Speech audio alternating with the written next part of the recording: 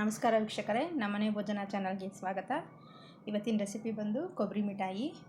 ಬನ್ನಿ, ಮನೆಯಲ್ಲಿ ತೆಂಗಿನಕಾಯಿಗಳು ಏನಾದರೂ ಜಾಸ್ತಿ ಇರೋ ಸಮಯದಲ್ಲಿ ಈ ರೀತಿ ತುರಿದಿಟ್ಟು ಕೊಬ್ಬರಿ ಮಿಠಾಯಿ ಮಾಡ್ಕೋಬೋದು. ಇದಕ್ಕೇನು ಜಾಸ್ತಿ ಇಂಗ್ರೀಡಿಯೆಂಟ್ಸ್ ಅವಶ್ಯಕತೆ ಇಲ್ಲ. ಸಕ್ಕರೆ, ತೆಂಗಿನಕಾಯಿ ಇದ್ದರೆ ಸಾಕು. ಈ ವಿಡಿಯೋ ನೋಡ್ತಾ ಇರುವ ವೀಕ್ಷಕರೆಲ್ಲರೂ ದಯವಿಟ್ಟು ಸಬ್ಸ್ಕ್ರೈಬ್ ಆಗಿ ಚಾನಲ್ನ ಪ್ರೋತ್ಸಾಹಿಸಿ. ಪಕ್ಕದಲ್ಲಿರುವ ಬೆಲ್ ಐಕಾನ್ನ ಕ್ಲಿಕ್ ಮಾಡಿ. ಬನ್ನಿ, ಇದು ಯಾವ ರೀತಿ ಮಾಡೋದು ಅಂತ ನೋಡೋಣ. ಮೊದಲನೇದಾಗಿ 2.5 ಕಪ್ನಷ್ಟು ಬಲ್ತಿರುವ ತೆಂಗಿನಕಾಯಿ ತುರಿನ ಹಾಕೋತಾ ಇದ್ದೀನಿ.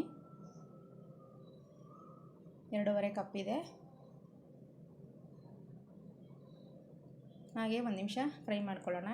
ಇದಕ್ಕೆ ಈಗ 2 ಕಪ್ನಷ್ಟು ಸಕ್ಕರೆ ಸೇರಿಸ್ಕೊತಾ ಇದ್ದೀನಿ. ಯಾವ ಕಪ್ಪಲ್ಲಿ ತೆಂಗಿನಕಾಯಿ ತೊಗೊಂಡಿದ್ದೀನಿ ಅದೇ ಕಪ್ನಲ್ಲಿ 2 ಕಪ್ಪು ಸಕ್ಕರೆನ ಸೇರಿಸ್ಕೊತಾ ಇದ್ದೀನಿ. ಈಗ ತೆಂಗಿನಕಾಯಿ ಸಕ್ಕರೆನ ನೀಟಾಗಿ ಮಿಕ್ಸ್ ಮಾಡ್ಕೊಳ್ಳೋಣ. ಈ ರೀತಿ ಮಿಕ್ಸ್ ಮಾಡ್ಕೊಂಡಿದ ನಂತರ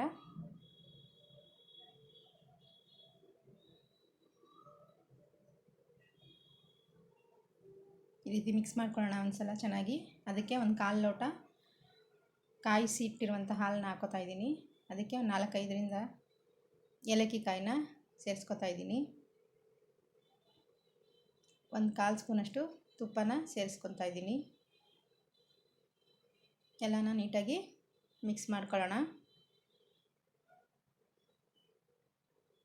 ಈ ರೀತಿ ಮಿಕ್ಸ್ ಮಾಡಿಕೊಂಡ್ರೆ ಸಕ್ಕರೆ ಎಲ್ಲ ಕರಗ್ತಾ ಬರುತ್ತೆ. ಅಷ್ಟರಲ್ಲಿ ಒಂದು ಪ್ಲೇಟ್ಗೆ ತುಪ್ಪನ ಹಚ್ಚಿಟ್ಕೊಳ್ಳೋಣ.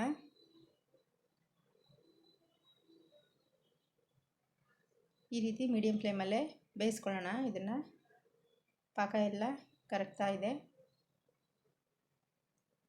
ಹಾಗೆ ಅದು ಸಕ್ಕರೆ ಪಾಕ ಎಲ್ಲ ಡ್ರೈ ಆಗ್ತಾ ಇದೆ.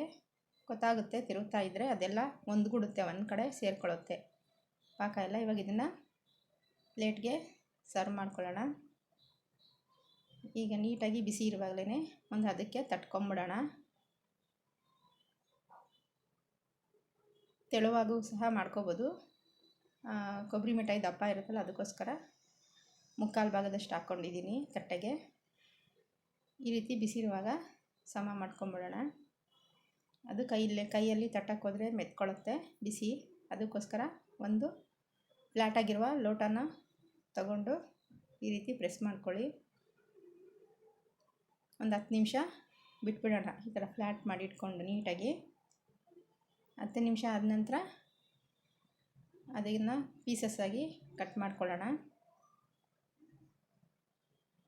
ಈ ರೀತಿ ಮಾರ್ಕ್ ಮಾಡಿ ಬಿಟ್ಬಿಡೋಣ. ಯಾಕಂದರೆ ಇದು ಒಂದು ಅರ್ಧ ಗಂಟೆ ತಗೊಳುತ್ತೆ ತಣ್ಣಗೆ ಆಗೋದಕ್ಕೆ. ಆವಾಗ ನೀಟಾಗಿ ಕೊಬ್ಬರಿ ಮಿಠಾಯಿ ತೆಕ್ಕೋಬೋದು. ನಿಮಗೆ ಯಾವ ಶೇಪಲ್ಲಿ ಬೇಕೋ ಆ ಶೇಪಲ್ಲಿ ಕಟ್ ಮಾಡ್ಕೊಳ್ಳಿ. ಈ ರೀತಿ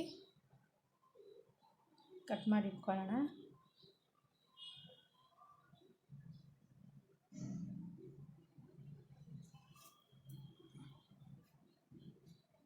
ಒಂದು ಅರ್ಧ ಗಂಟೆ ಬಿಟ್ಟರೆ ನೀಟಾಗೆ ಬರುತ್ತೆ, ತಣ್ಣಗಾಗಿರುತ್ತದು.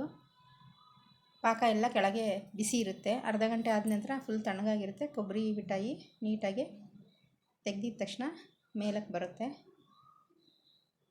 ನೋಡಿ. ಆಗಿದೆ ಈಗ ಅರ್ಧ ಗಂಟೆ ಆಗಿದೆ. ಈಗ ಅದನ್ನು ಮತ್ತೆ ಲೂಸ್ ಮಾಡ್ಕೊತಾ ಇದ್ದೀನಿ. ಈಗ ನೋಡಿ, ಎತ್ತಿದ್ರೆ ಸಲೀಸಾಗಿ ಬಂದ್ಬಿಡುತ್ತೆ, ತಟ್ಟೆಯಿಂದ ಬೇರ್ಪಡುತ್ತೆ. ನೀವು ಸಹ ಒಮ್ಮೆ ಟ್ರೈ ಮಾಡಿ ವೀಕ್ಷಕರೇ. ಕೊಬ್ಬರಿ ಮಿಠಾಯಿನ ಬಹಳ ರುಚಿಯಾಗಿರುತ್ತೆ. ಆರೋಗ್ಯಕರವಾದ ತಿಂಡಿನೂ ಸಹ ಹೌದು. ಇದು ಮನೆಯಲ್ಲೇ ಮಾಡ್ಕೊಳ್ಬೋದು. ಇಷ್ಟಪಟ್ಟಾಗ ಮಾಡ್ಕೊಂಡು ತಿನ್ಕೊಬೋದು. ಈ ವಿಡಿಯೋ ಇಷ್ಟ ಆದರೆ ದಯವಿಟ್ಟು ಲೈಕ್ ಮಾಡಿ, ಶೇರ್ ಮಾಡಿ, ಸಬ್ಸ್ಕ್ರೈಬ್ ಆಗಿ, ಕಮೆಂಟ್ ಮೂಲಕ ತಿಳಿಸಿ. ಧನ್ಯವಾದಗಳು ವೀಕ್ಷಕರೇ.